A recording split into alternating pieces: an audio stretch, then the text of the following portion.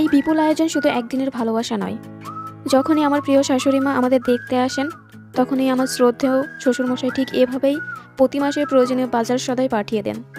তার এই ধারাবাহিক যত্ন এবং সমর্থন আমাদের জীবনের এক অন্যতম ভরসা। দূর থেকে তিনি যে এভাবে প্রতি মাসে আমাদের প্রয়োজনীয়গুলোর প্রতি খেয়াল রাখেন, সেই আন্তরিকতা সত্যি বিরল।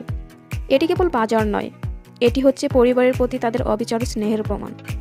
আমরা এই ভালোবাসা পেয়ে সত্যিই চিরকৃতজ্ঞ। আমার শ্বশুরমশাই অনেক স্বাস্থ্য সচেতন একজন মানুষ। আমাদের স্বাস্থ্যের দিকেও তার বিশেষ নজর থাকে, তাই টাটকা ফলমূল পাঠাতে সে কখনোই ভুল করে না, বিশেষ করে এই কলা এবং খেজুর। তার কথা হলো আমাদের প্রতিদিন কলা এবং খেজুর খাওয়া উচিত। আমার শ্বশুরকেও দেখেছি সবসময় কলা এবং খেজুর খেতে।